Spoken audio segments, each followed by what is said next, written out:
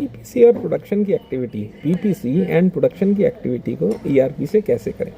बहुत सारे लोग बिलिंग कर लेते हैं कंप्यूटर से, चलो परचेज ऑर्डर भी बन गए थोड़े थोड़े, बट पीपीसी और प्रोडक्शन कैसे करेंगे ईआरपी के थ्रू। पीपीसी और प्रोडक्शन किसी भी फैक्ट्री की लाइफ लाइन होती है। अगर हम पीपीसी वाले टाइम पे सामान मंगाएंगे, सही प्लानिंग फैक्ट्री के शॉप फ्लोर पे देंगे, सही सामान इशू करने की रिक्वेस्ट स्टोर को देंगे, तभी तो प्रोडक्शन वाले जो हमारे मेहनत कर हैं वो टाइम पे और बढ़िया सामान बना पाएंगे। पीपीसी का रोल फिंसिस ईआरपी ने बहुत अच्छे से समझा है।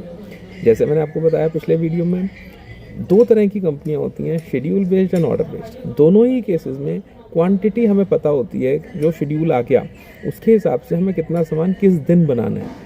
ओईएम के अंदर तो डिलीवरी डेट मिस करना, लाइन स्टॉपेज एक बहुत बड़ी घटना मान ली जाती है।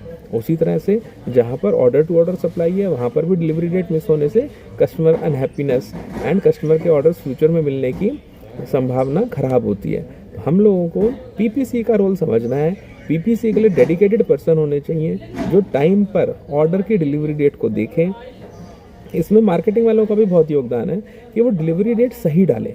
कई बार फिंसिस ईआरपी और क्या कोई भी सॉफ्टवेयर यूज़ करते हुए लोग डिलीवरी डेट जो डिफ़ॉल्ट डेट भरी हुई है वो डाल देते हैं, बट इससे एक बहुत बड़ा नुकसान है कि पीपीसी को ये आइडिया कैसे लगेगा कि कस्टमर ने सामान मांगा कब है।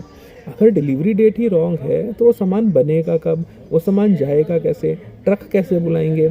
इसलिए डिलीवरी डेट का बहुत इंपॉर्टेंट महत्व है।